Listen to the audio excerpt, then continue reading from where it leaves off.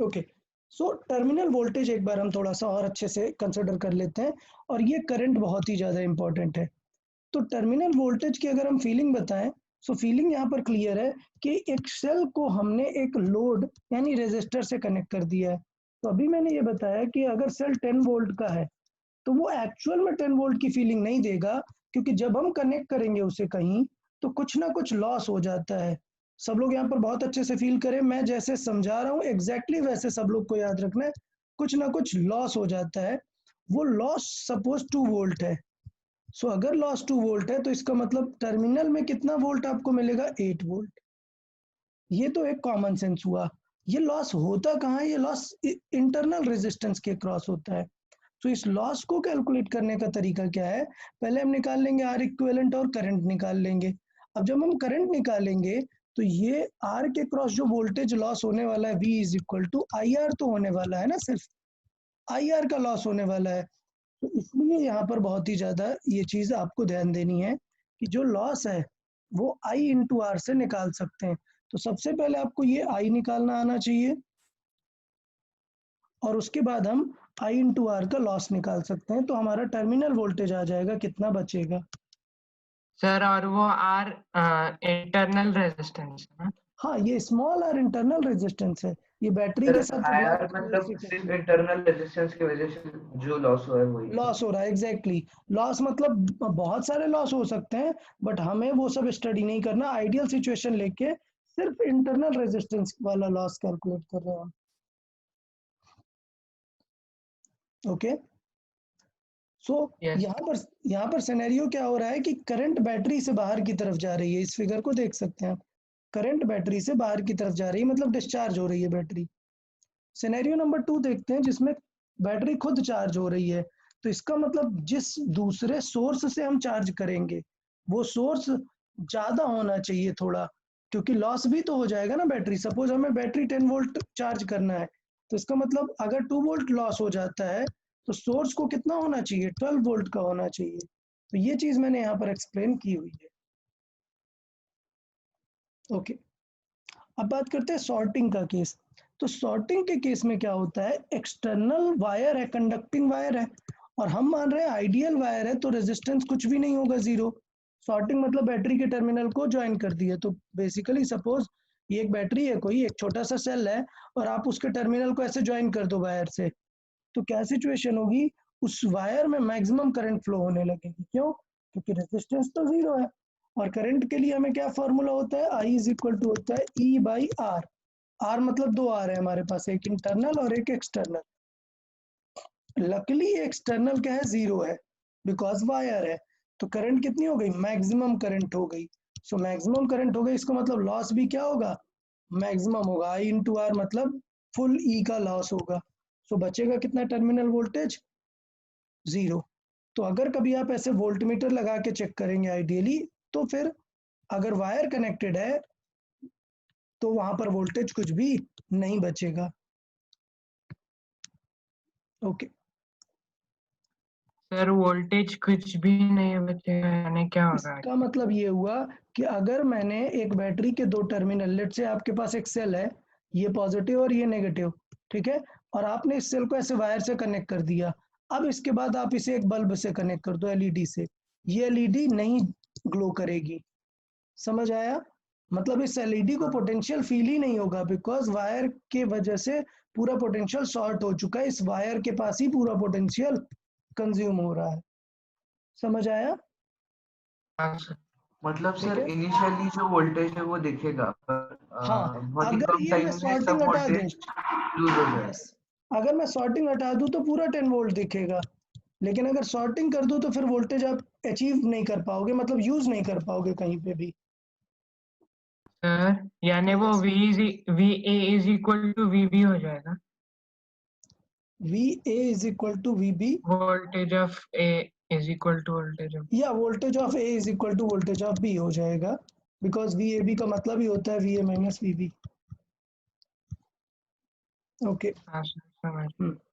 ठीक है। Then open circuit की बात करें, ओपन सर्किट मतलब अभी हमने सर्किट ही नहीं क्लोज किया, सर्किट ही क्लोज नहीं किया तो करंट क्या होगी, जीरो होगी, मतलब लॉस भी कुछ नहीं होगा। इसका मतलब जब तक सेल सपोज आप एक नॉर्मल बैटरी है और वो सेल जब तक पैकेट के अंदर है, जब तक आपने बिल्कुल सर्किट बनाया ही नहीं है, तब तक वो 10 वोल्ट है तो 10 वोल्ट ही रहेगा। जब फर्स्ट टाइम आप कुछ कनेक्ट करोगे तभी वो IR का लॉस होना स्टार्ट होगा। मतलब अगर बैटरी 10 वोल्ट की है तो आप ऐसा थोड़े ना शॉप में जाते हो तो 10 वोल्ट की जगह सर वो अभी डिस्चार्ज हो गई है 9.8 वोल्ट बची है, ऐसा तो होता है क्या? नहीं, 10 वोल्ट का सेल 10 वोल्ट का ही रहता है, बिकॉज अभी कोई भी कनेक्शन नहीं है, दैट मीन्स कोई भी लॉस नहीं हो रहा है। सो ये ओपन सर सर्किट है। यस सर, और वो जो 1.5 वोल्ट करके लिखा होता है सेल पे, वो इंटरनल रेजिस्टेंस माइनस करके लिखा होता है, नहीं सब्ट्रैक्ट नहीं नहीं, करके। वो मैक्स होता है, EMF होता है हमेशा वो। Okay sir. जो बैटरी पे लिखा होता है 1.5 वोल्ट की छोटी सी जो बैटरी आती है और बहुत सारी 9 वोल्ट की बैटरीज आती हैं, वो सार जितनी बैटरीज होती हैं सब पे EMF होता है without internal resistance. Okay, sir इसके बाद यानी हम अगर कनेक्ट करेंगे तो उससे कम ही मिलेगा ना थोड़ा पोटेंशियल? कम ही मिलेगा, थोड़ा स्लाइट। आर की वैल्यू बहुत कम ही होती है, बहुत कम होती है, स्लाइटली कम मिलेगा। हाँ sir. Okay, combination of cell में सीरीज सबको समझ में आया है? हाँ सीरीज सर। में कोई डाउट? हाँ सर। अगर नाइस। सेम नहीं होगा सर, तो ऐड होगा, अगर अपोजिट है तो नेगेटिव कर देंगे। टर्मिनल्स अलग है तो हाँ, माइनस कर। और ये आर इक्विवेलेंट निकालना भी समझ आया कि इवन बैटरी का EMF माइनस होगा बट आर हमेशा ऐड ही होगा। ठीक है, सपोज हाँ एक इन्वर्ट बैटरी लगा दी तो EMF माइनस हो सकता है, यहाँ पर प्लस की जगह लेट से माइनस हो गया। लेट से बदल देते हैं, लेट से इस क्वेश्चन को थोड़ा सा चेंज कर देते हैं, ये स्मॉलर वन और ये, तो इसका मतलब क्या करना पड़ेगा, E3 का टर्मिनल उल्टा है तो E3 को माइनस करना पड़ेगा, लेकिन रेजिस्टेंस तो इक्विवेलेंट में हमेशा ऐड ही होगा। ओके, हाँ सर। प्रैक्टिस शीट में ऐसे क्वेश्चंस हैं, थोड़ा सा ध्यान देना है आप लोग को। ठीक है, ओके। फिर बात की मैंने पैरेलल में EMF चेंज नहीं होता, सपोज इंटरनल रेजिस्टेंस कुछ भी नहीं है, तो अगर आप बहुत सारे सेल को पैरेलल में भी लगाओगे तब भी आंसर आपका E ही आने वाला है। ठीक है, अब अगर हम रेजिस्टेंस के साथ बात करेंगे पैरेलल में तो फिर बहुत इंपॉर्टेंट हो जाता है। मैंने बताया था कि यूजुअली टेस्ट में क्वेश्चन मैं नहीं पूछूंगा इतने इस पे, बट शीट में रहेंगे क्वेश्चन। अगर आप प्रैक्टिस शीट की बात करोगे तो प्रैक्टिस शीट में क्वेश्चंस रहेंगे। ठीक है, तो मैं बताता हूँ कि पैरेलल की बैटरी को एक सिंगल बैटरी में कैसे निकालते हैं, इक्विवेलेंट कैसे निकालते हैं, आर कैसे निकालते हैं। देखिएगा, सबसे पहले पैरेलल का आर इक्विवेलेंट निकाल लोगे यार सब लोग? हाँ पक्का? सर। अच्छा, अभी सिंपल फंडा ये करना है, E equivalent is equal to हो जाएगा I equivalent into R equivalent. समझ आया सबको? तो I टोटल हमें यहाँ पर निकालनी होती है, जो कि हमें 3 वायर्स की करंट होती है, ये तीनों वायर्स में कितनी करंट आ रही है उसके अकॉर्डिंग हमें यहाँ पर चाहिए होता है। क्लियर? हाँ सर। तो इसका मतलब क्या हो जाएगा, तीनों वायर में कैसे निकाल सकते हैं, E/R E/R E/R। ठीक है, अच्छा सोचो एक बैटरी में उल्टा कर दूं तो इसका मतलब इस I2 को अब ऐड नहीं करना, सपोज बैटरी में रिवर्स कर दूं तो करंट इस तरफ जाने लगेगी ना, तो इसका मतलब ये वाली वैल्यू माइनस करनी पड़ेगी आपको। मैंने एग्जांपल नहीं दिया बट आप समझ जाएं कि अगर यहाँ पर I2 को मैं नेगेटिव कर दूं तो ये वैल्यू आपको नेगेटिव करनी पड़ेगी। ठीक है, बट सर फॉर नाउ, यानी बैटरी उल्टी कनेक्ट की है क्या? हाँ बैटरी अगर उल्टी कनेक्ट की तो फिर वो वाली वैल्यू यहाँ पे, वो वाली करंट हमें नेगेटिव करनी पड़ेगी। समझ आया सबको? सर या सर मतलब जब हम बैटरीज को पैरेलल में कनेक्ट करते हैं तो बैटरीज का internal resistance internal resistor external resistor के साथ सीरीज में होगा क्या पैरेलल में? वो तो फाइनली सीरीज में आएगा ना। सोचो मैंने ये पैरेलल किया, सो इस पूरे कॉम्बिनेशन को तो मैं ऐसे लिख सकता हूँ ना, इस तरीके से। उसके बाद मैं जब भी कभी इसे एक्सटर्नली ऐड करूंगा तो वो तो सीरीज में ही दिखेगा ना। हाँ सर समझा। ठीक है, तो अभी भी अगर इस वाले केस में भी हम करेंगे तो ये क्वेश्चन तो सिंगल बैटरी का बन गया ना। कॉम्बिनेशन का फर्क है कि हमने 3 बैटरीज को 1 बैटरीज में कनेक्ट कर दिया। अब जो भी क्वेश्चन 1 बैटरी के साथ हम सॉल्व करते थे वैसा अभी भी सॉल्व होगा। ठीक है, अभी भी लॉस निकालेंगे, टर्मिनल वोल्टेज, ये सारी चीजें निकाल सकते हैं। ओके, हाँ सर। तो ये थोड़ा सा देखो, ई मतलब फुल ईएमएफ है, वी मतलब टर्मिनल वोल्टेज, ये एक कॉमन रिप्रेजेंटेशन है। ओके, अच्छा मैं एक प्रैक्टिस शीट में से क्वेश्चन पिक कर लेता हूँ, बेटर रहेगा। ओके, आप लोग ट्राई करें एक क्वेश्चन।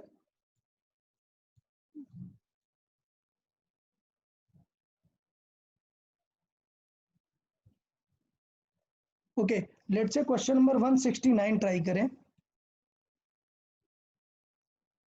क्वेश्चन नंबर 169 ट्राई करें and answer. It is based on the parallel combination. दिख रहा है सबको, ये बैटरी और एक रेजिस्टर, ये बैटरी और रेजिस्टर दोनों किसमें है, पैरेलल में है।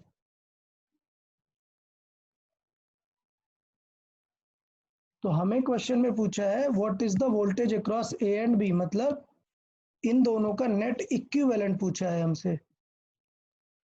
जल्दी से चैट बॉक्स में आंसर करेंगे सब लोग, ई equivalent.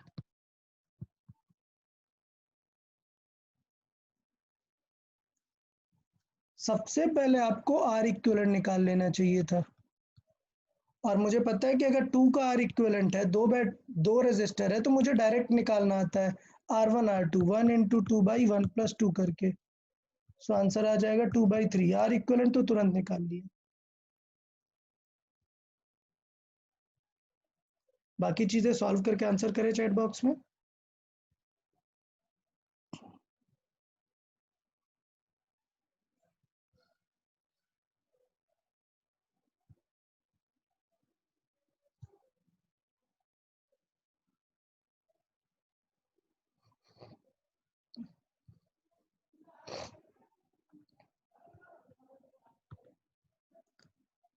Okay Prathamesh, 6 volt can not be the answer ना, ऑलरेडी 6 वोल्ट की बैटरी है, 6 वोल्ट तो नहीं होगा answer. Okay very good Zaid, correct answer. Harshvardhan, it's not correct. Very good Niral, correct answer. Okay चले, टेंशन नहीं लेना यार, फर्स्ट क्वेश्चन है तो इतना टेंशन नहीं लेना, बहुत सारे क्वेश्चन है, प्रैक्टिस शीट आप सॉल्व करोगे तो आपको आइडिया लगेगा। ठीक है, तो मैं एक बार डिस्कस कर देता हूँ क्या करना होता है। हमें आई टोटल लिखना है, मतलब पहले की करंट प्लस दूसरे की current into R equivalent. Done. अच्छा, पहले की करंट हम निकालते हैं V बाई आर से, तो V बाई आर में लिख रहा हूँ, ये हो जाएगा 6/1 प्लस ये कितना है 3/2।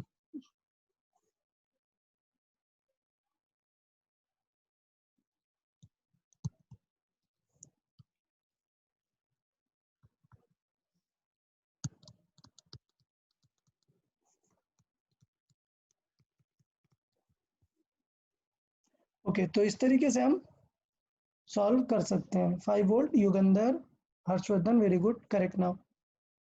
तो अभी सबको समझ आ गया ना यार, पैरेलल कैसे यूज करना है।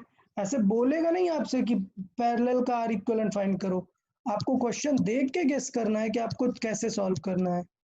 ठीक है, ओके। फिर पैरेलल के बाद ये एक सिंपल विदाउट आर इक्विवेलेंट, मैंने एक एग्जांपल भी दिया कि कैसे फिजिकली दिखता है पैरेलल और कॉम्बिनेशन। फिर थोड़े से पॉइंट्स लिखे कि अगर सारे सीरीज में है तो क्या होगा, अगर सारे सेम पैरेलल होंगे तो क्या होगा।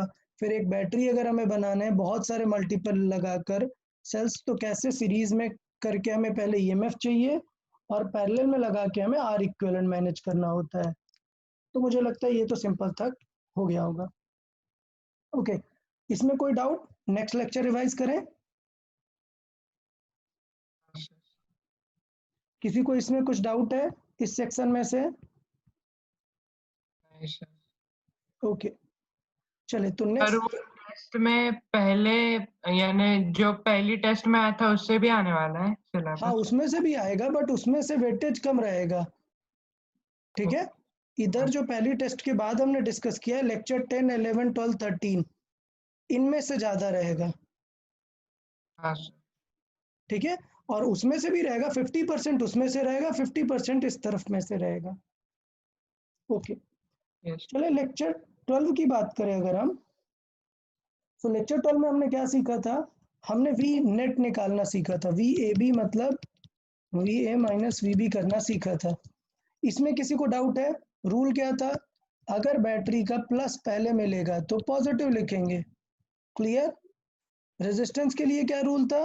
अगर हम करंट की डायरेक्शन में जा रहे हैं, ये A है और ये B है, we are moving from current direction, तो कैसा लेंगे IR की वैल्यू, पॉजिटिव या नेगेटिव? पॉजिटिव। ओके, तो मुझे लगता है इसमें किसी को डाउट है क्या, जो हमने प्रीवियसली स्टडी किया था? नहीं। तो पोटेंशियल में मुझे लगता है सबको क्लियर रहा होगा कि कैसे लिख सकते हैं पोटेंशियल। फिर मैंने एक सिंगल लूप के बारे में भी क्वेश्चन दिखाया था, सिंगल लूप की सॉल्विंग की थी। So basically Kirchhoff single loop तक हमारा हो गया था। आज का डिस्कशन जो हमें स्टार्ट करना है वो स्टार्ट करना है Kirchhoff's law in 2 loops. So basically आज हम डिस्कस करेंगे किरचॉफ्स लॉ इन 2 लूप्स। देखें 2 लूप्स में किरचॉफ लॉ कैसे अप्लाई करना है वो चीज हमें अभी देखनी होगी।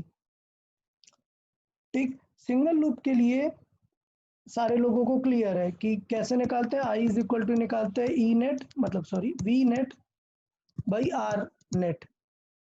ठीक है, सिंगल लूप के लिए क्लियर है।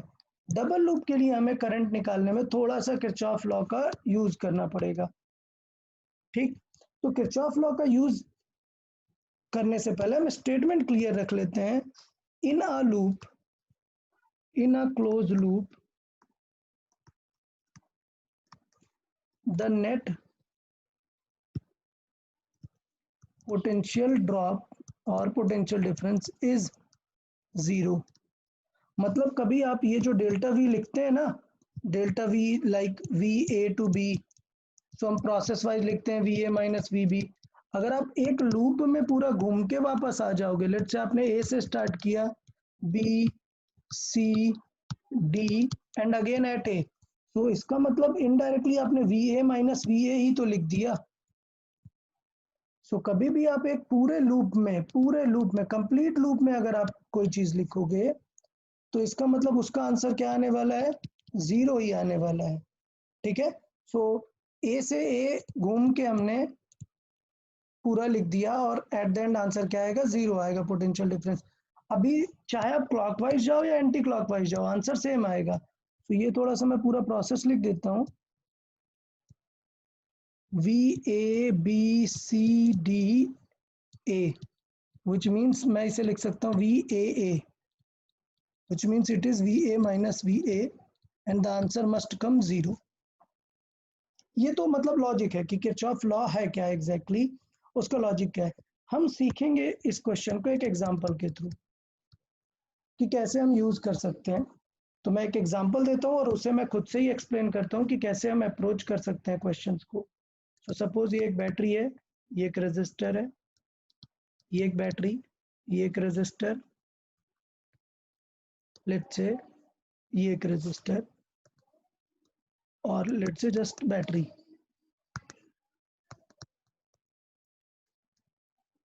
ओके, सपोज ये हमें एक क्वेश्चन गिवन है और हमें कुछ करंट्स गिवन है, like suppose this current is I1, this current is I2 and this current is I3।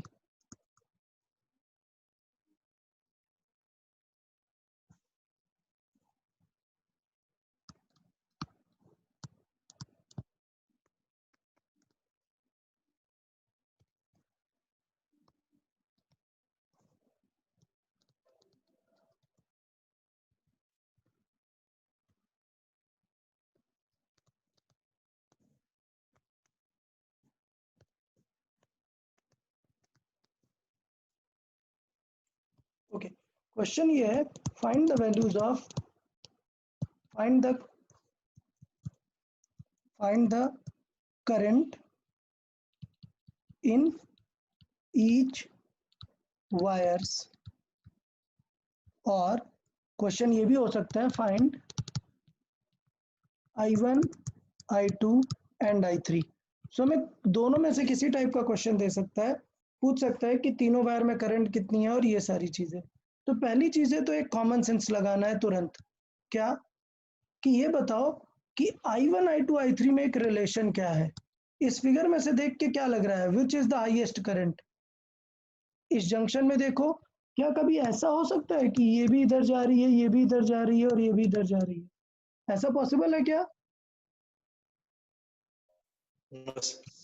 नहीं। तो इसका मतलब ये है कि क्वेश्चन में हमें गलत दिया हुआ है। क्लियर? क्वेश्चन में कुछ ना कुछ हमें गलत दिया हुआ है। तो लेट से मैं सिचुएशन मान लेता हूं कि क्वेश्चन में गलती हो गई और एक्चुअल में ये करंट I2 इस तरफ है। तो इसका मतलब ये हुआ I2 इस तरफ है। तो बहुत ही क्लियरली दिख रहा है that I2 is summation of I1 plus I3। ठीक है, ये हो गया। अब हमें क्या लगाना है, किरचॉफ लॉ लगाना है। तो मैं लूप दे देता हूँ, लूप के नेम कर लेता हूँ। लेट्स से ये लूप नंबर 1 और ये लूप नंबर 2। अब मैं किरचॉफ लॉ लगाता हूँ, ठीक है। सो बड़ा सिंपल है, टेंशन नहीं लेना है और एक बार समझने का ट्राई करना है। मैं अप्लाई करने का ट्राई करता हूँ यहाँ पे। इन लूप 1, सब लोग ध्यान देंगे, इन लूप 1। चलो पहले हमें डिसाइड करना पड़ेगा हमें क्लॉकवाइज घूमना है या एंटी क्लॉकवाइज। बताओ, क्लॉकवाइज घूमे या एंटी क्लॉकवाइज? चलो एक लूप लेट से क्लॉकवाइज घूमते हैं। एंटी क्लॉकवाइज घूमेगा ना, क्योंकि ना ये हम चाहे जिस डायरेक्शन में घूमे, लूप मतलब हमें डिसाइड करना है हम चाहे ऐसे घूमे या ऐसे घूमे, आंसर 0 ही आने वाला है। देखो ना, ये क्लॉकवाइज मैंने दिखाया है, आप चाहे क्लॉकवाइज घूमो या एंटी क्लॉकवाइज घूमो, आंसर 0 ही आने वाला है, क्योंकि एट द एंड तो दोनों पॉइंट सेम कंसीडर है ना। सो इसका मतलब लेट से एक क्वेश्चन में क्लॉकवाइज करता हूँ और दूसरा एंटी क्लॉकवाइज। सो क्लॉकवाइज देखना। चलो क्लॉकवाइज घूमते हैं, लूप 1 में हम क्लॉकवाइज घूमेंगे। बताओ बैटरी का पहले प्लस मिलेगा या माइनस? प्लस प्लस मिलेगा। तो सब लोग समझेंगे अच्छे से, डेल्टा V शुड बी 0। सो मैं लिखना स्टार्ट कर रहा हूँ, पहले हमें मिलेगा प्लस 10 वोल्ट। क्लियर? अच्छा, रेजिस्टर बताओ, 10 ओम वाला रेजिस्टर प्लस होगा या माइनस? प्लस प्लस क्यों? क्योंकि करंट क्योंकि की उसकी डायरेक्शन में। डायरेक्शन करंट की डायरेक्शन। Very good. सो हो जाएगा plus I3 into 10। Now next, जब रिटर्न आएंगे तो 20 ओम वाला रेजिस्टर, अब बताओ 20 ओम वाला रेजिस्टर कैसा होगा, प्लस और माइनस? माइनस, क्योंकि 20 ओम वाले में करंट कैसे जा रही है, इस तरफ, और हम रिटर्न होके उल्टा जा रहे हैं, opposite to the current. So minus I1 into 20। Battery कैसा लेंगे, प्लस और minus? Minus. Minus, very good, -5 is equal to 0। तो अभी जल्दी से बना लेते हैं, इक्वेशन क्या बन गई, ये हो गई 20I1, वो भी माइनस का, plus 10I3 plus 5 is equal to 0। चाहिए तो 5 से डिवाइड भी कर सकते हैं। So it will be 4I1 plus 2I3 plus 1 is equal to 0। ठीक है, चाहिए तो इन दोनों को उस तरफ भी लेके जा सकते हैं, तो इतना कुछ टेंशन नहीं, आप जैसी इक्वेशन चाहो वैसे ही बना सकते हो। मैं नेगेटिव का भी डिवाइड कर देता हूँ। So it will be -2I3 is equal to 1। Okay, this is our equation number 1। चले अभी दूसरे लूप में ट्राई करते हैं। अच्छा, एग्जाम में फास्ट करना पड़ता है, याद रखना, ये क्वेश्चन फास्ट करना पड़ेगा तभी हो पाएगा एग्जाम में। इन लूप 2, चलो लूप 2 को एंटी क्लॉकवाइज सॉल्व कर लेते हैं ताकि आपको टेंशन ना हो, दोनों चीजें कवर हो जाए। एंटी क्लॉकवाइज, चलो एंटी क्लॉकवाइज मतलब इस तरीके से मूव करने वाले हैं अब हम। ठीक है, सो स्टार्ट कर लेते हैं इस पॉइंट से। बताओ पहले क्या मिलेगा, प्लस का 15 या माइनस? एंटी क्लॉकवाइज जाने वाले। -15 yes, so it will be -15,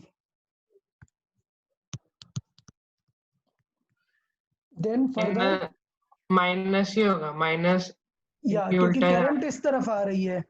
सो इसका मतलब होगा माइनस का 10, सो -I2 इंटू 10, है। देन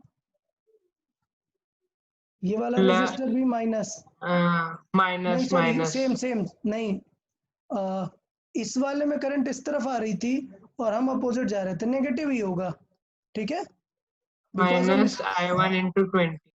ओके गुड, और बैटरी का भी वोल्टेज नेगेटिव ही मिलेगा, तो इसका मतलब होगा माइनस करंट इसमें कितनी है ऊपर वाली ब्रांच में, I1.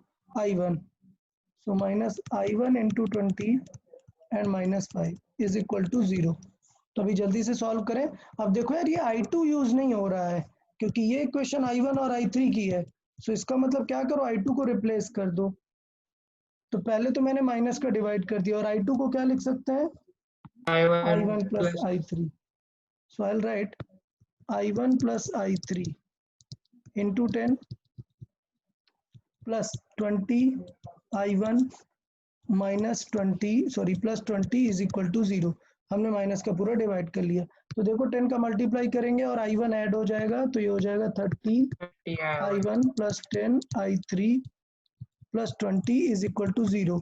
थोड़ी सी इक्वेशन चेंज कर लेते हैं, 10 का डिवाइड दे देंगे, plus 3 I3 I1 plus I3 is equal plus to 2. -2 या +2 इज इक्वल टू, ये क्लियर। अभी हमारे पास एग्जाम में ये जो इक्वेशन मैंने बहुत डिटेल में लिखी है, आप देख रहे हो ना, मैंने बहुत स्लोली और अच्छे से लिखा है। आपको एग्जाम में डायरेक्टली तुरंत लिखना होता है ये वाली लाइन और उसके बाद जल्दी से ये इक्वेशन, ठीक है, और एग्जाम में दोनों इक्वेशन आपको सॉल्व कर देनी है।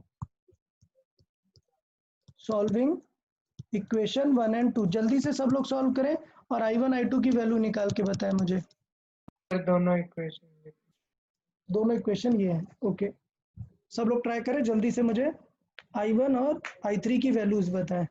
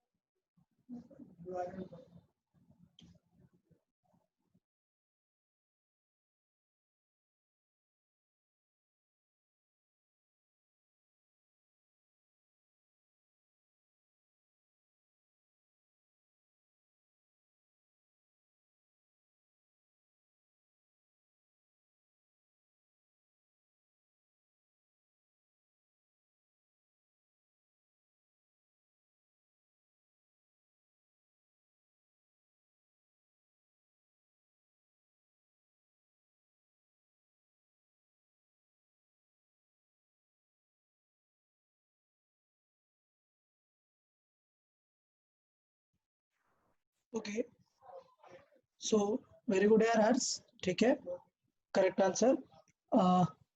तो इस तरीके से हम इक्वेशन क्या करते हैं, इक्वेशन का कोई एक नंबर सेम करने का ट्राई करते हैं। तो लेट से मैंने I3 को सेम करने का ट्राई किया, मतलब पूरी इक्वेशन में 2 का मल्टीप्लाई कर दिया, और अभी साइन चेंज करके दोनों को कैंसिल कर देंगे और क्या आ जाएगा सॉल्विंग में, ये आ जाएगा 10 I1 is equal to -3, so that means I1 will be -0.3, ये वैल्यू हो जाएगी हमारी I1 की।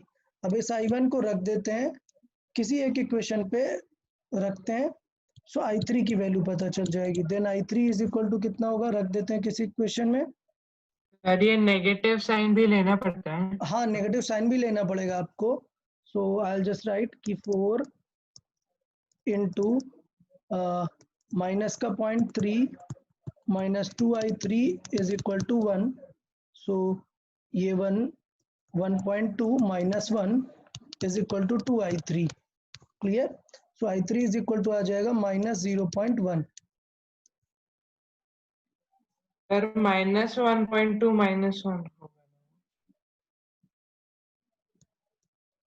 ओके सॉरी, तो एडेड होगा ये, सो मतलब 0.11 आ जाएगा, सॉरी 1.1, ओके, तो ये दो वैल्यूज आ जाएंगी। अभी आपको ये समझना है, थोड़ी सी आपको ये अंडरस्टैंडिंग लेके आनी है कि यार ये नेगेटिव का सिग्निफिकेंस क्या है। इसका सिग्निफिकेंस समझना है that the real direction is opposite to the given direction. Clear? मतलब ये है, अगर मैं फाइनली बताऊं आपको कि इस फिगर में एक्चुअल में करंट कैसे जा रही है, तो I1, I2, I3 सब लोग उल्टा है। इसका मतलब करंट इधर आ रही है, इधर आ रही है और फिर ऐसे जा रही है, ये पैटर्न होगा। मीन्स अगर मैं आपको ये पूरा फिगर फिर से बनाऊं,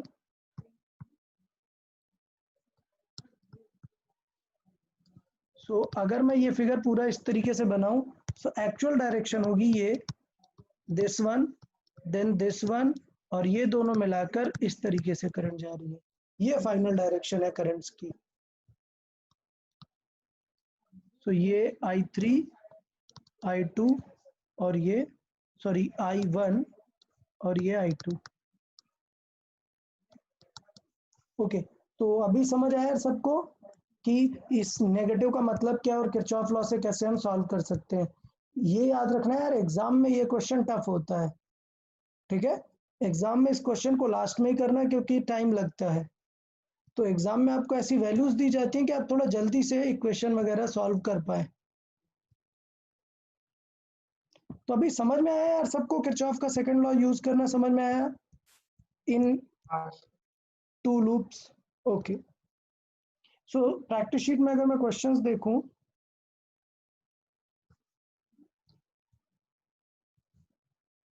सो हमें दिख जाता है, देखें यहाँ पर आप 2 लूप पे क्वेश्चन सॉल्व कर सकते हैं। डन? अच्छा, अभी ये बताओ कि इसमें तो करंट गिवन ही नहीं है, जैसे मैंने फिगर में दे दी थी कि करंट गिवन थी, अभी इसमें तो गिवन ही नहीं है। तो गिवन नहीं है तो आप एज्यूम कर लो, ठीक है? ऐसे एज्यूम कर लो कि लेट से यहां से करंट आ रही है I1 और यहां से करंट आ रही है I2, तो ये वाली वायर में कितनी करंट आएगी बताओ? I1 plus I2. I1 plus I2, very good. So इस वायर में आ रही है करंट I1, इस वायर में करंट आ रही है I2 और इस वायर में हो जाएगी I1 plus I2, तो कोई टेंशन नहीं रहेगी, ठीक है? आपको चाहिए तो आप I1, I2, I3 जैसे भी एज्यूम कर सकते हो, टेंशन नहीं लेना है। लेट्स एज्यूम कि ये I1 है, लेट्स एज्यूम कि ये I2 है एंड लेट्स एज्यूम ये I3 है। और इन तीनों में एक रिलेशन अच्छे से देखना कि फिगर के अकॉर्डिंग I1 I2 ऊपर होना चाहिए ना? हाँ, किसी एक को ऊपर होना पड़ेगा, then it will be in this direction. अच्छा सोचना, ये क्वेश्चन बहुत ही अच्छा है, क्यों? देखना, अगर I1 और I2 नेगेटिव आ गए, सोचो, तो इसका मतलब ये भी दोनों का समेशन है, ये भी नेगेटिव आएगा। इसका मतलब आप सोच रहे हो कि Q से P डायरेक्शन जा रही है, बट रियल में आंसर क्या है? P to Q है। तो इसमें काफी सारी चीजें कवर हो जाती हैं इस क्वेश्चन के थ्रू। सो आप लोग को थोड़ा प्रैक्टिस करना है। टेस्ट में ये क्वेश्चन कम ही आते हैं, मैक्सिमम एक क्वेश्चन ही रहता है क्योंकि लेंदी होता है, बट प्रैक्टिस शीट में काफी क्वेश्चन आपको मिल जाएंगे लाइक दिस, आप लोग सॉल्व कर सकते हैं, ठीक है? ओके, तो यार हम वापस आते हैं और आगे कंटिन्यू करते हैं। चले, तो आगे आगे हमें जो डिस्कस करना है वो डिस्कस करना है हीटिंग इफेक्ट ऑफ करंट। तो बेसिकली आज हमें डिस्कस करना है heating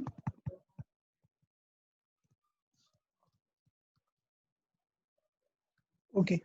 so heating effects of current में जो सबसे इंपॉर्टेंट है वो है जूल्स लॉ। सो हम बात करते हैं हीटिंग इफेक्ट ऑफ करंट में जो सबसे ज्यादा इंपॉर्टेंट है वो है जूल्स लॉ।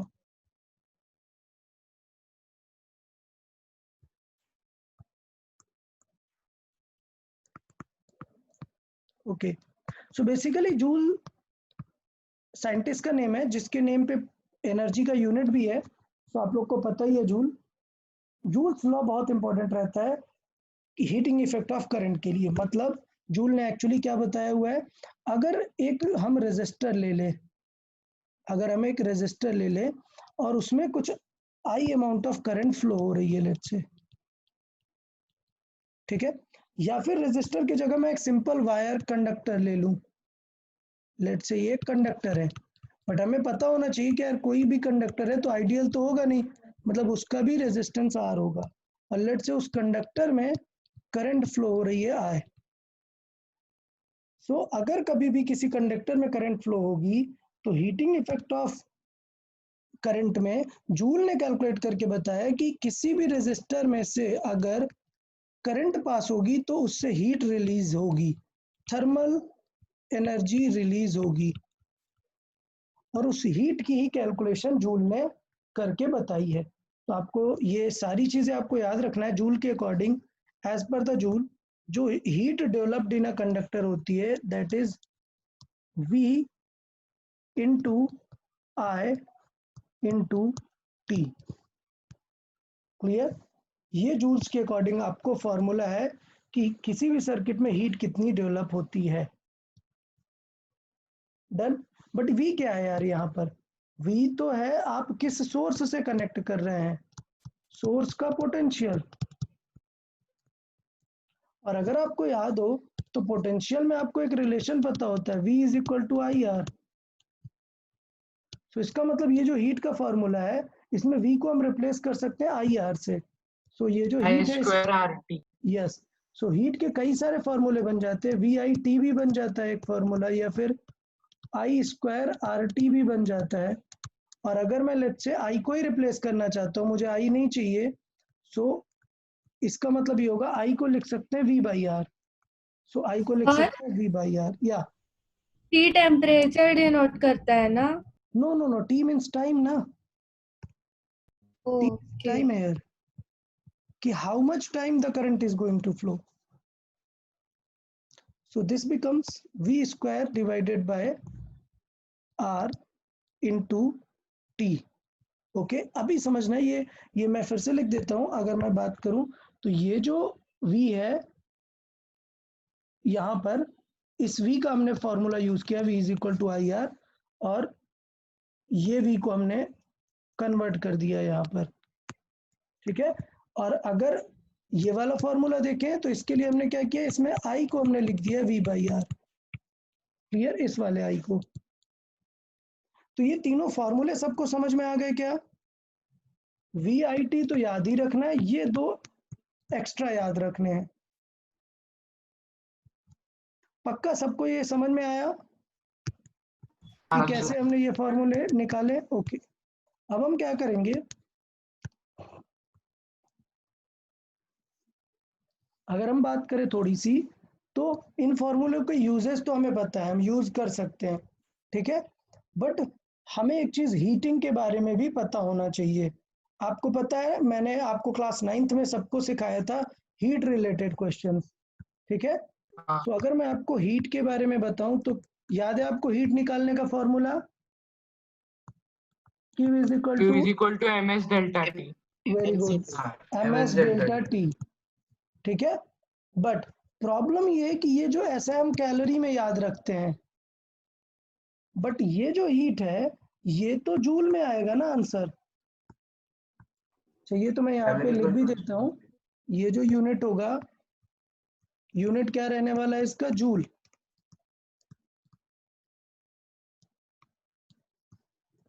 तो क्या करना पड़ेगा, आपको याद है किसी को कैलोरी को जूल में कैसे कन्वर्ट करते हैं? 4.18 जूल। हाँ सर, 4.2। वेरी गुड यार, वेरी गुड वेरी गुड। सो 4.18 जूल में कन्वर्ट करेंगे कैलोरी को, 1 कैलोरी को 4.18 जूल में कन्वर्ट करेंगे, तभी हम यूज कर पाएंगे। सो बेसिकली मैं डायरेक्टली लिख देता हूँ कि अगर हमें हीट से कभी भी टेम्परेचर इंक्रीज करना है, सो कैसे करेंगे, एम एस डेल्टा टी वाला फॉर्मूला यूज करेंगे, ठीक है। सो ये मैं फॉर्मूला यहाँ पर लिख देता हूँ। मुझे पता है कि मैंने ये चीजें टेम्परेचर, इसको बोलते हैं टेम्परेचर चेंज, टेम्परेचर चेंज, और S को हमें पता है स्पेसिफिक हीट है। अच्छा, M को किस में रखेंगे, ग्राम। ओके, ग्राम पे। S पे डिपेंडेंट होगा, तो आप यूजुअली इस चैप्टर में प्रैक्टिस शीट में S का आपको वैल्यू गिवन होगी यूजुअली। तो अगर S की कैसी होती है यूनिट, इस टाइप में 1 कैलोरी ग्राम डिग्री सेल्सियस। अगर ग्राम है सो एम को ग्राम में रखना है, अगर केजी है तो एम को किस में रखना है, केजी में रखना है। ठीक है, ओके। तो मैं इस पे ज्यादा डिस्कशन नहीं कर रहा हूँ, हीट चेंज का आप लोग निकाल लेंगे। ठीक है, अच्छा ये याद है कि इस हीट से ऐसा भी हो सकता है कि मेल्टिंग भी कराई जाए, आइस वगैरह मेल्ट। हाँ, लेटेंट हीट ऑफ फ्यूजन और latent heat of very good, very good. So वहां पर हम क्या यूज करते हैं, M into L, mass into latent heat of fusion या फिर लेटेंट या फिर वेपराइजेशन। वेरी गुड यार। सो हमें सिर्फ क्या टेंशन होगी, ये जो एल है वो लेटेंट हीट है, कन्वर्जन इसको भी करना पड़ेगा, वो थोड़ा सा आपको ध्यान देना है। ठीक है, सो एक्चुअली ये कैलोरी वाला मुझे यहाँ नहीं लिखना चाहिए, ये specific heat.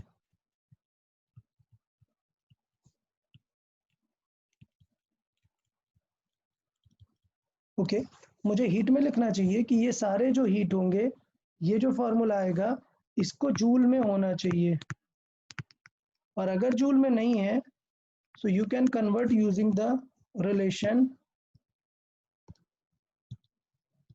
that 1 calorie is 4.18 joule, और कैलकुलेशन इजी हो इसलिए कभी कभी 4.2 भी ले लेते हैं। ओके, तो हीटिंग इफेक्ट में किसी को कोई टेंशन है, समझ में आए सारे फॉर्मूले जूल्स लॉ के? ओके, तो टाइम और ये सारी चीजें कैलकुलेट कर सकता है। तो मैं अभी बहुत सारे एग्जांपल नहीं दे रहा हूँ, प्रैक्टिस शीट में से आप लोग प्रैक्टिस कर लेंगे, बहुत सारे ऐसे क्वेश्चन आपको मिल जाएंगे। ओके, और प्रैक्टिस शीट आज ही आपको प्रैक्टिस करनी है, कल इवनिंग। अच्छा आप लोग बताओ कल इवनिंग कब फ्री रहोगे, मतलब like can we have at least 1 hour discussion on practice sheet? कल संडे कभी भी चलेगा। ओके, कल संडे किसी के स्कूल्स तो नहीं है? एवरीवन पक्का किसी के स्कूल नहीं है? ओके, सो इट्स बेटर, नहीं चलेगा, इट्स बेटर कि आप आज ही ट्राई कर लो। कल इवनिंग 4 to 6 ट्राई करते हैं हम, ठीक है? जो भी रहेगा मैं आप को एक बार इन्फॉर्म कर दूंगा।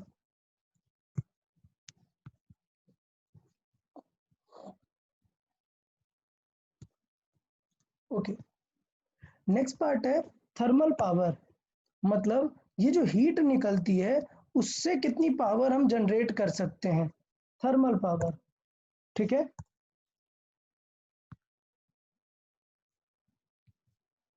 ओके, थर्मल पावर की बात कर लेते हैं। अच्छा, थर्मल पावर का यूज पता है कहाँ कहाँ होता है? थर्मल पावर जो है बहुत सारे इंस्ट्रूमेंट्स में यूज होती है, जैसे आप जितने भी हीटिंग एलिमेंट हैं, गीजर है आपका, आयरन है, ठीक है, और फिलामेंट बल्ब जो आते थे पहले, ऐसा फिलामेंट टाइप के जो बल्ब होते थे, वो सारे थर्मल पावर को ही दूसरे एनर्जी में कन्वर्ट करते हैं। ठीक है, तो आपको ये देखना है कि थर्मल पावर कैसे हम निकाल सकते हैं। तो अगर हम बात करें थर्मल पावर की, तो पावर क्या होगा, पावर हमें पता है, पावर होता है work done upon time. Yes, so इसका मतलब अगर हम थर्मल पावर कैलकुलेट करना चाहते हैं तो वर्क की जगह हम क्या यूज करेंगे, हीट अपॉन टाइम। सो सोचो हीट के फॉर्मूले से अगर मैं टाइम हटा दूं सारे, सो पावर के फॉर्मूले बन जाएंगे। तो इसका मतलब अगर थर्मल पावर की बात हो रही है तो P इज इक्वल टू क्या आ जाएगा, हीट के सारे फॉर्मूले देख लेते हैं। हीट के क्या क्या फॉर्मूले थे, एक फॉर्मूला था VIT डिवाइडेड बाई T, दूसरा फॉर्मूला था I square R into T, इसमें भी T का डिवाइड कर सकते हैं। एक फॉर्मूला था V square by R into T, उसमें भी T का डिवाइड कर सकते हैं। सो बेसिकली अगर पावर के फॉर्मूले देखेंगे तो जो हीट के फॉर्मूले उसमें से T हटा दो, पावर के फॉर्मूले बन गए। सो पावर हो जाएगा V into I square into R, P square by.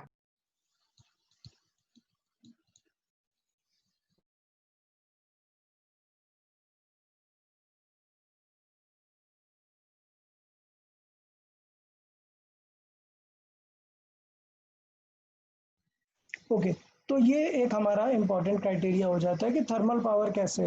अब थर्मल पावर बहुत जगह पे यूज हो जाती है, जैसे मैंने बताया बल्ब पे, तो आपको प्रैक्टिस शीट में बहुत सारे क्वेश्चन मिल जाएंगे जिसमें क्वेश्चन होगा कि एक बल्ब 50 वैट का है, ठीक है, और लेट से उसे हमने 220 वोल्ट से कनेक्ट कर दिया, सो कितनी करंट फ्लो होगी? So then we can use this formula. So like that we can use different categories in this formulas. अभी हमें इसका यूनिट देख लें. ये जो पावर है इसका यूनिट हमें पता है क्या होता है, वैट, और कैसे रिप्रेजेंट करते हैं? कैपिटल डब्ल्यू से.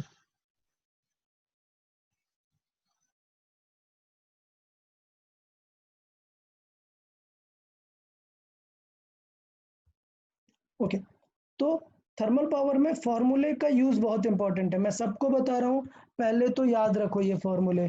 अगर ये फॉर्मूले याद नहीं है तो क्वेश्चन तो बिल्कुल नहीं होने वाले. फिर दूसरा ट्राई क्या करते हैं हम, सपोज हमें करंट गिवन है एंड पावर गिवन है, so we'll use this I square R formula. Okay, just everyone hold for a second.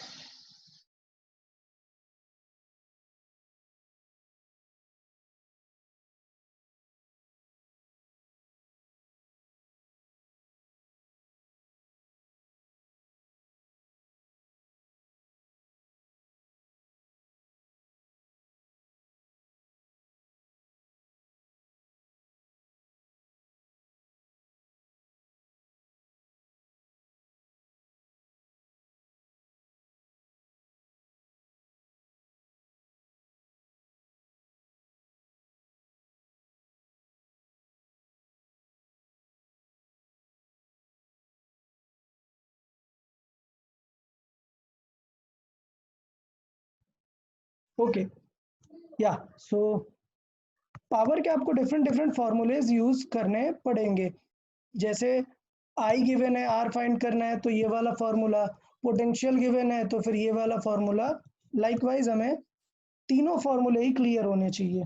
Okay, अच्छा, अब बात करते हैं बैटरी के बारे में थोड़ा सा, कि यार बैटरी को भी तो प्रॉब्लम होने वाला है.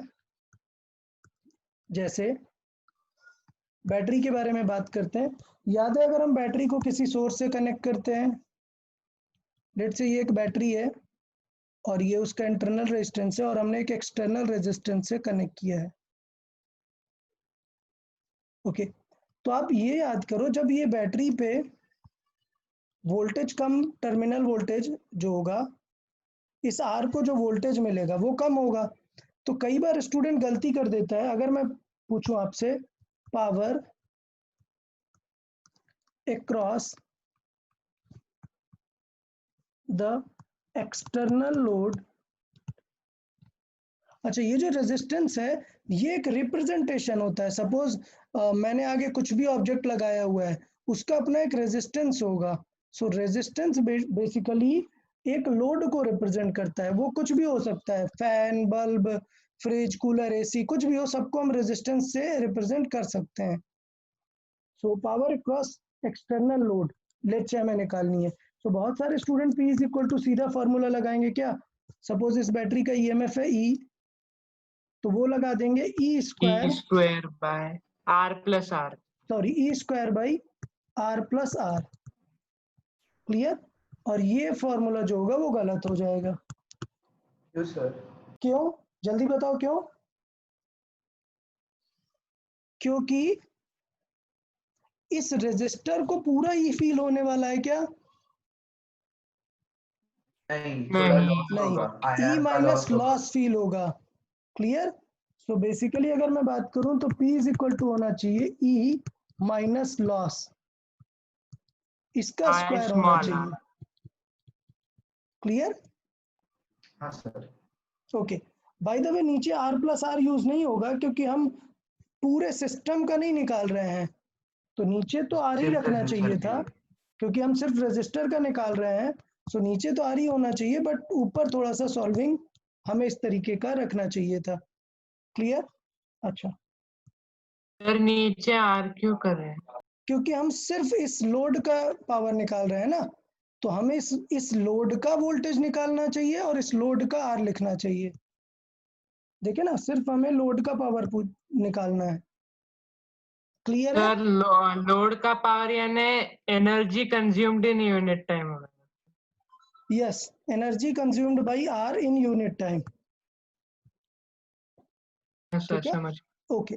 तो अभी हम निकाल सकते हैं लॉस। कैसे निकाल लेंगे? और लॉस आपको पता है E minus I are.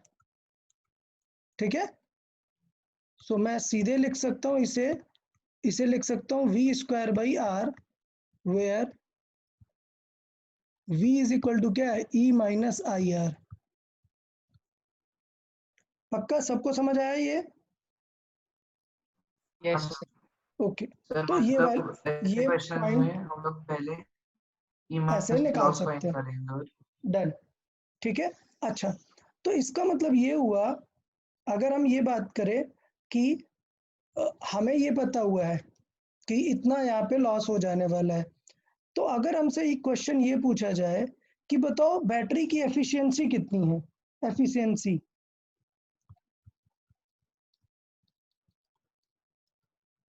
Efficiency ये क्या हो जाएगा? ये तो सिंपल हो जाएगा कि पावर आउटपुट कितनी आ रही है अपॉन पावर इनपुट कितनी है। क्लियर? अगर एफिशिएंसी की बात करें तो इनपुट पावर कितनी है और आउटपुट पावर कितनी है। अगर मैं इसे सिंपल वर्ड्स में पूछूं, अगर मैं आपसे एफिशिएंसी सिंपल वर्ड्स में पूछूं, तो बेसिकली यही तो देखना है ना कि लॉस कितना हो गया। ठीक है, सो बेसिकली टोटल पावर कितनी थी और बाद में लॉस कितनी हो गई, उसके अकॉर्डिंग हम यहाँ पे निकाल सकते हैं कि आउटपुट कितना आएगा। तो मैं एफिशिएंसी इस तरीके से भी निकाल सकता हूँ, P input minus P loss divided by P input into 100। तो अगर कभी आपको ऐसा लगे तो टेंशन नहीं लेना है, आपको क्या करना है, जितना लॉस हुआ वो आप सबट्रैक्ट कर देंगे और आपको वैल्यू वहां पे मिल जाएगी पावर की। ठीक है, एक बात बताना ऐसे एग्जांपल। ओके, एग्जांपल देके, ठीक है, तो एग्जांपल देके कर लेते हैं यार। लेट्स से एक एग्जांपल अभी अभी समझ में आ जाएगा यार आप लोग को, टेंशन नहीं लेना। सपोज ये रेजिस्टेंस है, ये R इज इक्वल टू है लेट्स से 5 ओम, और ये EMF है, 6 वोल्ट की बैटरी है, और ये 1 ओम का रेजिस्टेंस है। डन। नाउ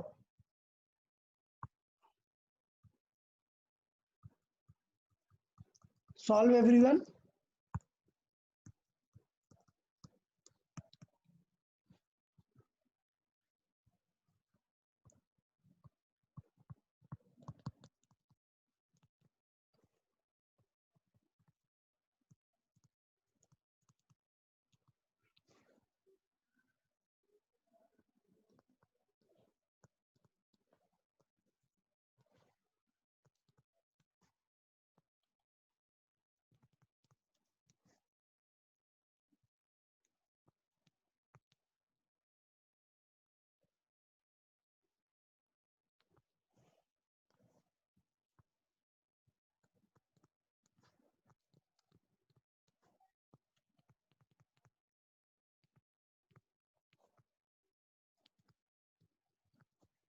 ओके, सपोज ये क्वेश्चन है हमारे पास, मैं एक एग्जांपल के थ्रू ले रहा हूँ और मुझे लग रहा है कि आप लोग को समझ में आ जाएगा। काफ़ी एग्जांपल के थ्रू देखेंगे तो बहुत अच्छे से समझ आ जाएगा।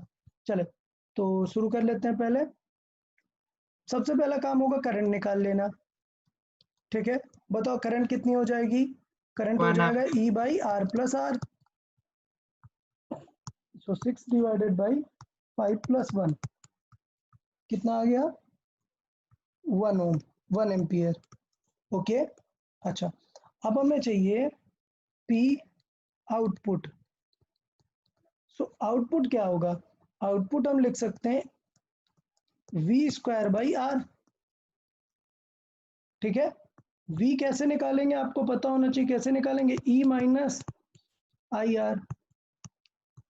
सबको समझ आ रहा है ना यार? E minus I are. कुछ भी पॉइंट नहीं समझ आया तो बता देना तुरंत। E कितना है? 6 वोल्ट, माइनस आई कितना है? 1 इंटू आर कितना है? 1। सो बचेगा कितना? 5 वोल्ट बचेगा हमारे पास। तो आ जाएगा 5 का स्क्वायर डिवाइडेड बाई 5। सो एक 5 कैंसिल आउट हो जाएगा, बचेगा कितना 5 वैट। आउटपुट पावर कितनी आ रही है 5 वैट। तो एक इस तरीके से सॉल्व कर सकते हैं, और एक और तरीका है पी आउटपुट का। दूसरा फॉर्मूला क्या है, आई स्क्वायर आर करने का। अच्छा, करंट तो यही वाली जा रही है ना, करंट तो यही वाली जा रही है जो आई हमने निकाली हुई है, करंट आई। तो इसका मतलब आई कितना है 1 का स्क्वायर इंटू आर कितना है 5, तब भी आंसर आ जाएगा 5 वैट। सो बेसिकली मैं डिफरेंट फॉर्मूले के थ्रू आपको समझाना चाह रहा था कैसे हम पावर निकाल सकते हैं। ये हुआ हमारा आउटपुट पावर, मतलब बैटरी कितनी डिलीवर करने वाली है। अच्छा, इनपुट पावर कैसे निकाल लेंगे, कोई बताए? इनपुट पावर मतलब क्या है? इनपुट पावर है कि ये बैटरी कितनी पावर डिलीवर करने वाली है। सो जो इनपुट पावर है वो निकालेंगे हम E इंटू आई से, कि ये बैटरी कितने ईएमएफ की है और कितनी करंट फ्लो करा रही है। सो ये बैटरी है 6 वोल्ट की और करंट फ्लो करा रही है 1। सो इसका मतलब आउटपुट होगा, सॉरी इनपुट होगा वो 6 वैट। डन। सो अभी निकाल सकते हैं एफिशिएंसी। एफिशिएंसी कितनी हो जाएगी 6 minus 5 divided by 6 into 100। Sorry my mistake, 5 just 5/6 करेंगे, 5/6। ओके, 5/6 इंटू 100, तो ये हमारी एफिशिएंसी यहाँ से आ जाएगी। डन। हाँ सर। अच्छा, अभी देखो ये मैंने सिंपल किया है क्योंकि करंट की वैल्यू 1 आ गई है, इसलिए आपको फील नहीं हुआ ये जो यहाँ पे स्क्वायर्स हो रहे हैं ये सब। बट फॉर्मूले के लिए आपको केयरफुल रहना है। तो देखो मैंने तीनों फॉर्मूले यूज कर दिए, वी स्क्वायर बाय आर भी यूज किया, आई स्क्वायर आर भी यूज करके दिखा दिया, वी इंटू आई भी यूज करके दिखा दिया। तो मैं यहाँ पर आपके लिए ये जरूर लिख देता हूँ कि ये तो जो है वो आउटपुट पावर टाइप है, ये पी आउट, ठीक है। इनपुट पावर अगर हमें निकालना है तो मैं यहाँ पर साइड पे लिख देता हूँ, अगर हमें पी इनपुट चाहिए सो वो होता है total EMF of battery into current from battery. Okay, तो इस तरीके से हम पी इनपुट निकाल सकते हैं। सर यानी पी इनपुट एक्सपेक्टेड होता है और पी आउटपुट जो एक्चुअल होता है रियल में वो मिलता है, एग्जैक्टली। पी इनपुट है कि एक्सपेक्टेड इतना है और रियल में हमें मिलता है पी आउटपुट इतना। पक्का अभी ये सबको क्लियर है? मतलब सर आइडियल बैटरी के पास 100% एफिशिएंसी होनी हाँ, चाहिए। आइडियल बैटरी में स्मॉल आर 0 होगा तो 100% एफिशिएंसी होगी आइडियल बैटरी की। बहुत सिंपल सी बात है। तो यार सब लोग कंफर्टेबल है इस चीज से? ओके है सबको? हाँ सर। हाँ okay sir. Okay, good good. So अब नेक्स्ट पार्ट हम डिस्कस करते हैं, बहुत ही इंपॉर्टेंट सिनेरियो है जो हम बात करने वाले हैं, डिजाइन वैल्यू और rated value.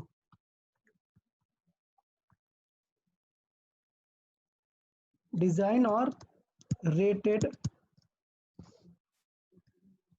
Values of instruments.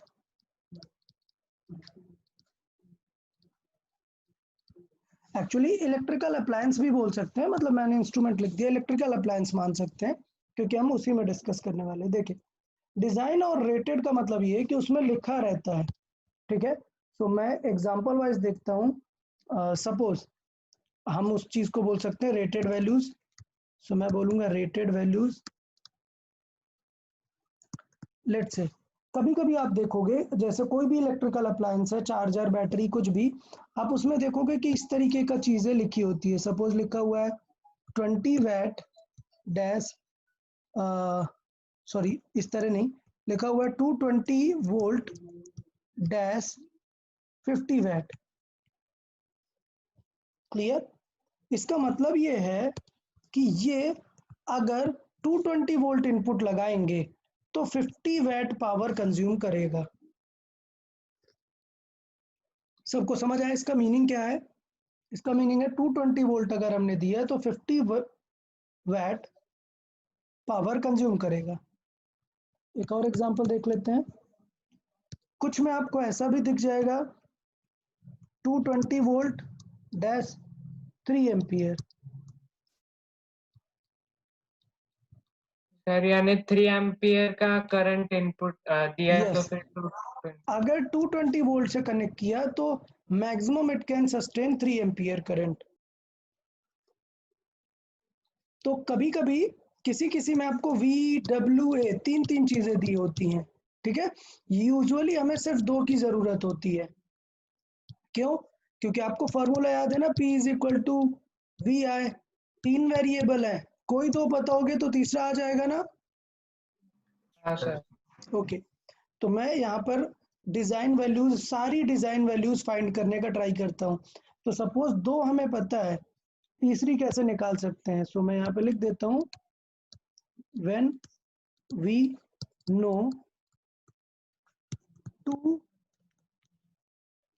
know any two design parameters,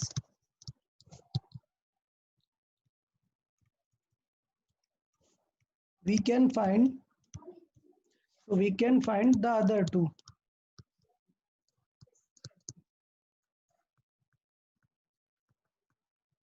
okay, so other two कैसे फाइंड कर सकते हैं, लाइक एग्जांपल देख लेते हैं, ठीक है।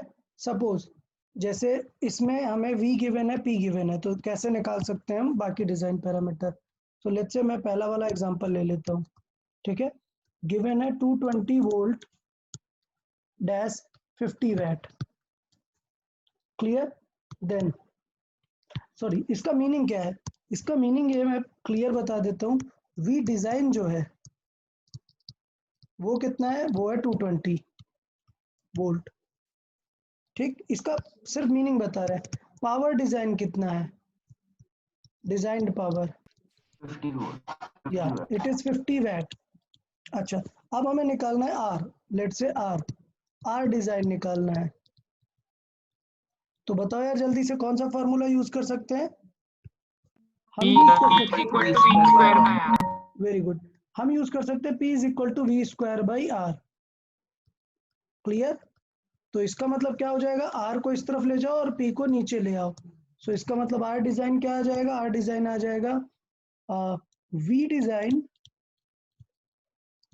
का square, V square by P। Okay, so basically अगर मैं बात करूं तो ऐसा टेंशन नहीं लेना कि R डिजाइन मतलब क्या किया, ऐसे साइड में लिख लो R is equal to V square by P, बस सिंपल वर्ड्स में समझो R को ऐसे निकाल सकते हैं। अच्छा, डिजाइन करंट सर कैसे निकाल यानी सकते ये डिजाइन होता क्या है एक्चुअली? हैं, एक मिनट रुको, ये भी बताते हैं।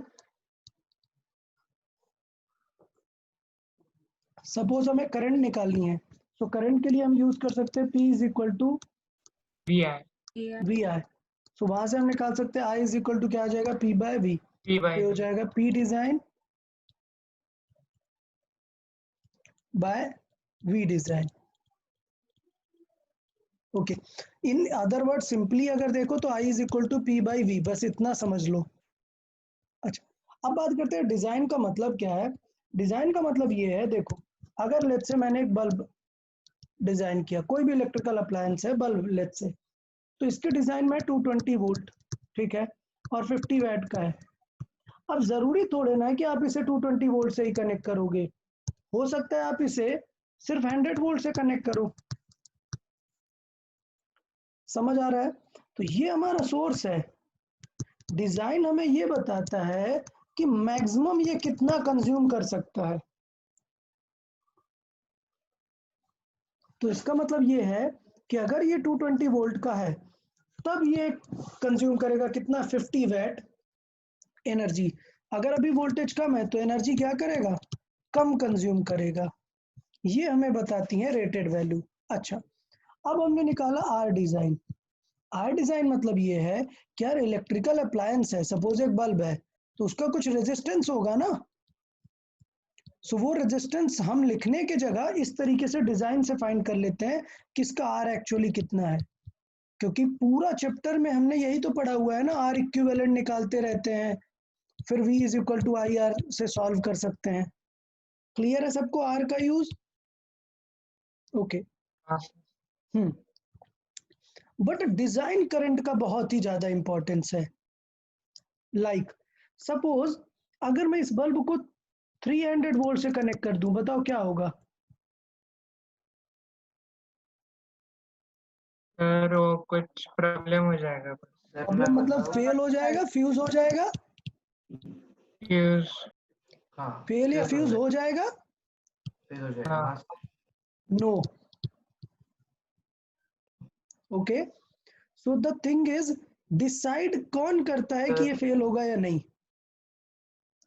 तो ये मिसकॉन्सेप्शन है कि आपको लगता है कि वोल्टेज डिसाइड करता है। नहीं, कौन डिसाइड करता है? करंट। समझ आया?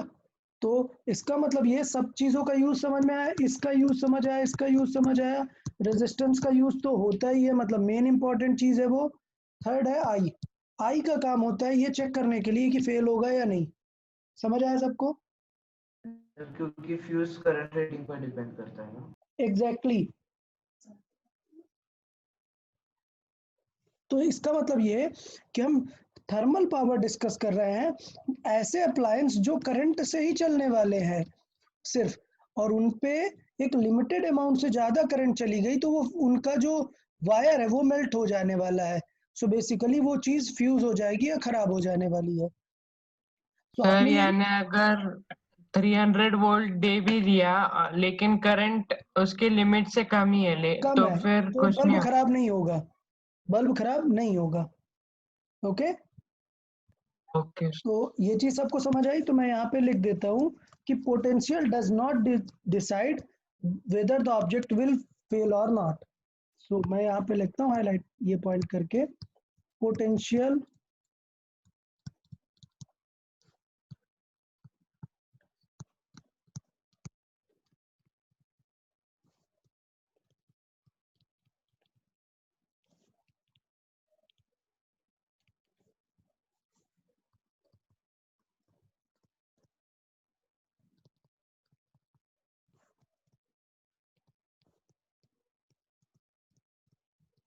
ओके, सो पोटेंशियल डिसाइड नहीं करता है, कौन डिसाइड करता है? करंट।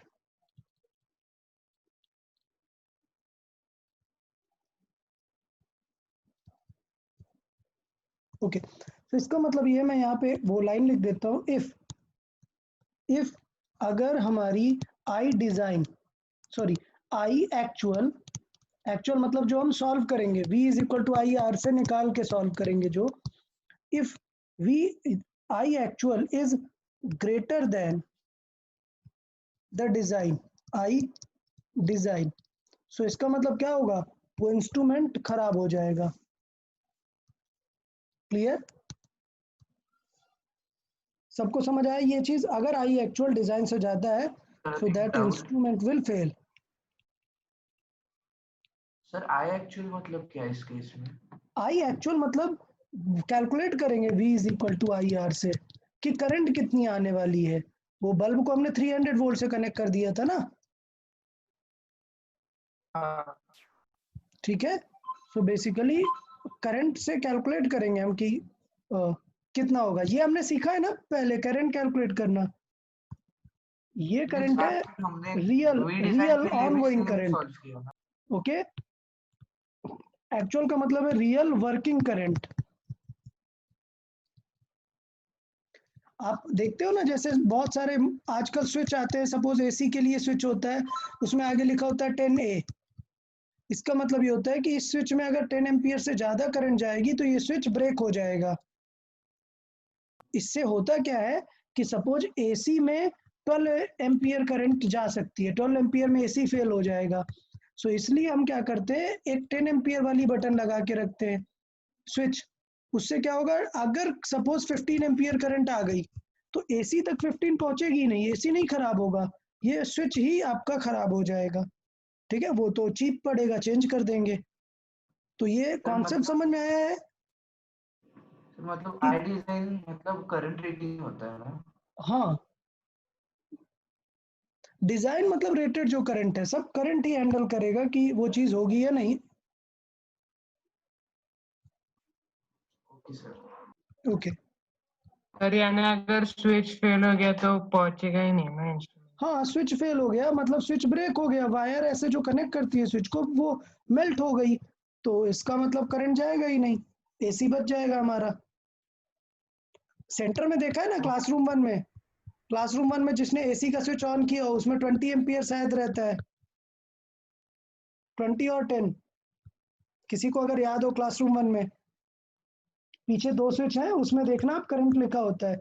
मोस्टली गीजर और जितने भी हाई एनर्जी कंज्यूमिंग वाले इंस्ट्रूमेंट रहते हैं, जितने भी इलेक्ट्रिकल अप्लायंस है उन पे रहता है वो। यार ये यहाँ तक अभी सबको समझ आया क्या? हाँ सर। ओके तो अभी एग्जाम्पल वाइज थोड़ा सा देख लेते हैं कि इन चीज़ों का यूज़ क्या है, या थोड़ा सा एग्जाम्पल मैं बाद में कर लेता हूँ। थोड़ा सा भी इसमें बचा हुआ है क्या, कॉमर्शियल एनर्जी के बारे में बचा हुआ है, इलेक्ट्रिकल एनर्जी हम यूज़ कैसे करते हैं। तो वो चीज़ मैं नेक्स्ट लेक्चर में ही देख लूँगा, नेक्स्ट लेक्चर में हम ये थोड़ा सा स्टडी कर लेंगे कि कॉमर्शियल एनर्जी कैसे यूज़ होती है। अभी हम एग्जांपल देख लेते हैं, अदरवाइज आप फिर यूज़ नहीं कर पाओगे इसका, ठीक है। तो मैं एग्जांपल देता हूँ, check which bulb will fuse।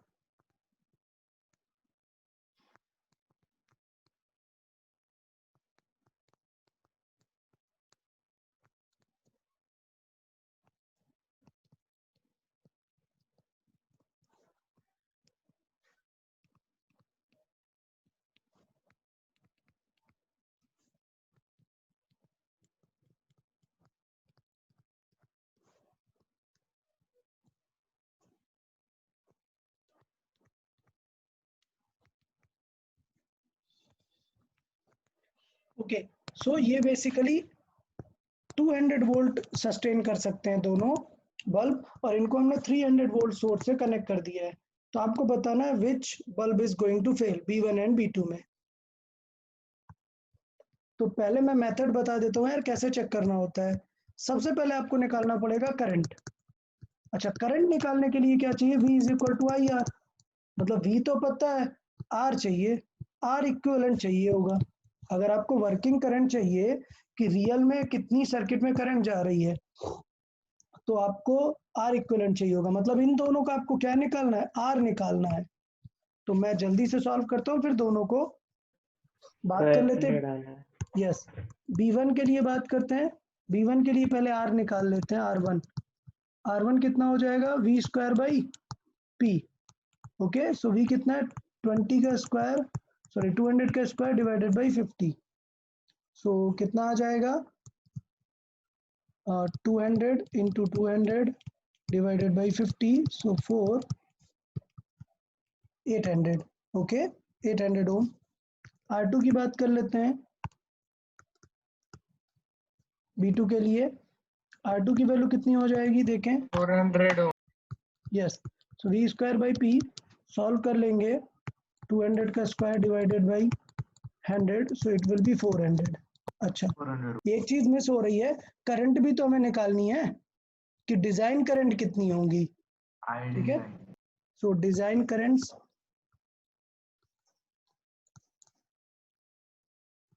So design currents निकाल लेते हैं।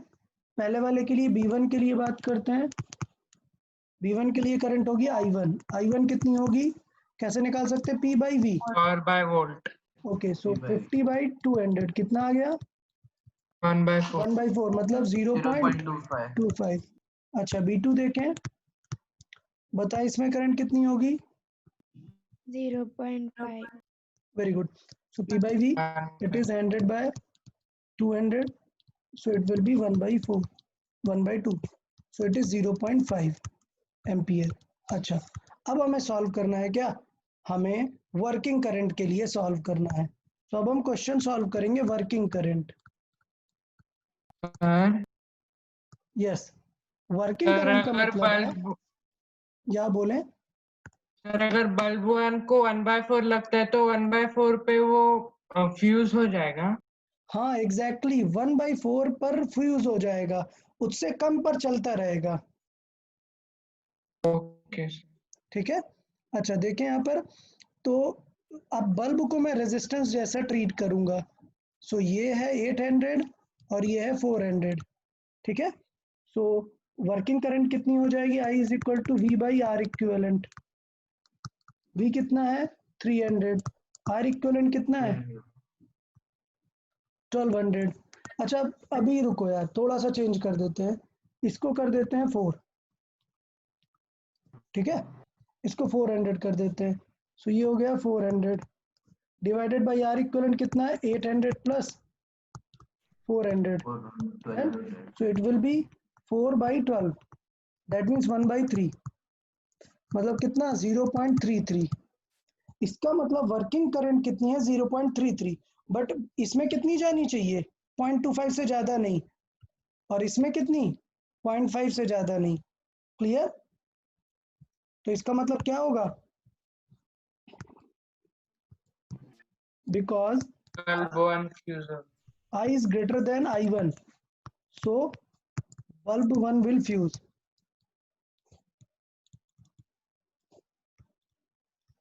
Sir Done? या सर अगर बल्ब 1 फ्यूज हो जाएगा तो करंट बल्ब 2 में बल्ब जाएगी। 2, हाँ बल्ब 2 ग्लो ही नहीं करेगा, बल्ब 2 खराब नहीं होगा। ठीक है, बल्ब 2 रखा रहेगा, बाद में यूज कर सकते हो आप। पॉइंट ये है कि या बल्ब 1 आपका खराब हो जाएगा, फ्यूज हो जाएगा, बल्ब 2 पे करंट नहीं जाएगी। ठीक है, बाद में बल्ब 1 हटा के ज्वाइन कर दोगे, करंट जाने लगेगा। पॉइंट ये है कि कौन सा बल्ब खराब हो जाएगा ये आप बता सकते हो। ठीक है, ओके, तो पक्का ये चीज क्लियर समझ में आई है, मैं इनको रिलेट कर देता हूँ। सर यस सर आई और I1 सेम आया तो यार, सेम आया तो जस्ट मतलब फ्यूज ही मानेंगे उसे। ठीक है। ठीक है, सेम आया दैट मीन्स उसको फ्यूज ही कंसिडर करते हैं, वो मैक्सिमम करंट है, उतनी उससे ज्यादा हुई तो फ्यूज हो जाएगा, इक्वल पे भी फ्यूज हो जाएगा। चलो ठीक है, यहाँ पे और क्लियर मैथमेटिकली मैं लिख देता हूँ, इट इज ग्रेटर देन और इक्वल, मतलब वो फ्यूज हो जाएगा। ठीक है, तो अभी ये सबको आपने समझ सब आ गया शीट्स की या कंपाइलेशन शेयर करेंगे, क्या चीज। सब शीट्स का जो है कंपाइलेशन सेंड कर सकते हैं रिवीजन के लिए। नहीं, वो दोनों प्रैक्टिस शीट मैंने ग्रुप पे पोस्ट की है ना। नहीं सर, वो मतलब आपने जो आपने क्लास जो में भी किया ये लिखा है उसका लिखा है सबका वही सर, कंपाइल हाँ करके एक साथ। ओके, मतलब ये नोट्स जो है, हाँ हाँ नोट्स सर। सब नोट्स एक साथ भेजना। ओके ओके, नोट्स में सारे पीडीएफ अलग अलग है, आप सारे पीडीएफ ज्वाइन करने के लिए बोल रहे हो। नहीं ठीक है, सर, आप अलग अलग दीजिए। सर व्हाट्सएप पे शायद से 5th लेक्चर तक ही भेजा है हाँ और 10th और 12th का है। सर। ओके ओके ठीक है, चलेगा। मैं एक ड्राइव लिंक आपको शेयर कर दूंगा अभी। ठीक है, जिसमें सारे ओके लेक्चर्स होंगे, ऑल लेक्चर्स, ऐसा कंबाइंड नहीं होंगे, लेक्चर वाइज पढ़े होंगे, नेम वाइज। ओके ठीक है, ओके, तो ये सबको समझ आ गया ना यार, ये फ्यूज होने वाला कंडीशन कैसे चेक करेंगे। ओके, अगर पैरेलल में होता तो कैसे करते, लेट्स से, बिकॉज उतना टाइम नहीं है, बट मैं जस्ट एक एग्जांपल एक्सप्लेन करता हूँ। अगर पैरेलल में होंगे तब क्या होगा, सर तब आर इक्विवेलेंट निकालेंगे। या अब आर इक्विवेलेंट जो आएगा वो इस तरह आएगा, R1 R2 by R2 R1 by plus R1 R2। Plus R2। Very good, और फिर आई निकाल लेंगे अपन। डन, हाँ। और उसके अकॉर्डिंग चेक कर लेंगे। अच्छा अच्छा, एक और तरीका होता है, कई बार पूछता है ग्लो फास्ट करेगा या नहीं, तो बल्ब का ग्लोइंग दो चीजों पे डिपेंड करता है, मैं यहाँ पे लिखता हूं, the bulb will glow brighter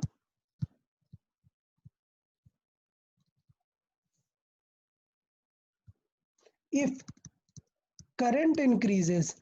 clear, अगर बल्ब में जाने वाली करंट जो है वो अगर इंक्रीज हो गई, मतलब वो क्या करेगा, ब्राइट और ज्यादा ग्लो करेगा। क्लियर?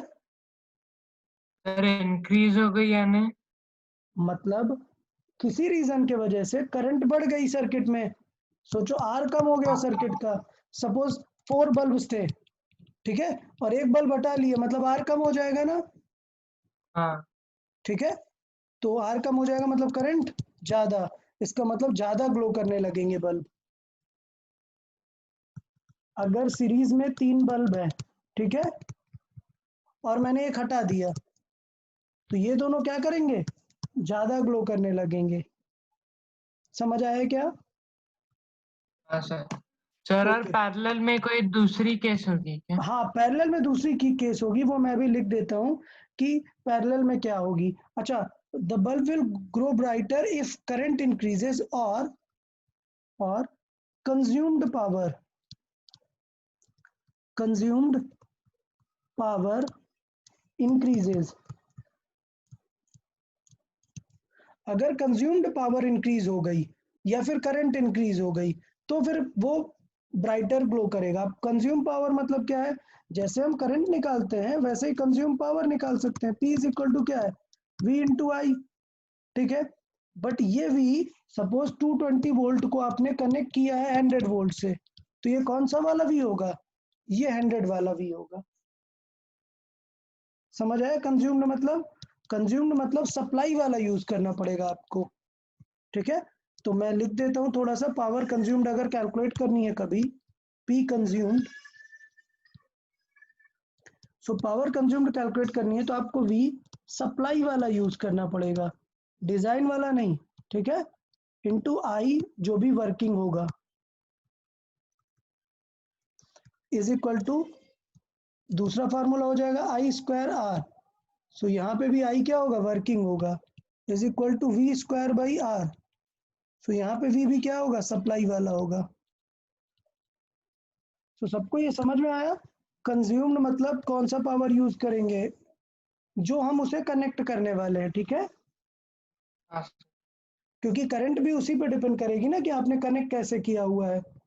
सपोज आपने 500 वोल्ट से कनेक्ट किया है, तो उसके अकॉर्डिंग करंट बढ़ जाएगी ना। ठीक है, सो ये दिख रहा है कि जो कंज्यूम्ड पावर है वो डायरेक्टली वर्किंग करंट पे ही डिपेंड करता है। सो इसलिए अगर वर्किंग करंट बढ़ेगा तो क्या होगा, उसमें पावर कंज्यूम बढ़ जाएगी। ठीक है, पैरेलल के लिए एकदम अलग होगा। तो पैरेलल के लिए एक क्वेश्चन आप लोग ऐसे ही ट्राई कर सकते हैं, या नेक्स्ट लेक्चर में मैं और क्वेश्चन प्रैक्टिस करा दूंगा कल। ओके, सो कल हम प्रैक्टिस शीट भी डिस्कस करेंगे और कुछ क्वेश्चन भी प्रैक्टिस कर लेंगे। Okay okay okay everyone, then मैं ग्रुप पे आज वो लिंक डाल दूंगा। ओके, सर आप ये भी शेयर हाँ चलेगा। Okay everyone, bye bye then, bye sir, Bye, thank sir. You sir. Bye bye bye bye. Bye sir.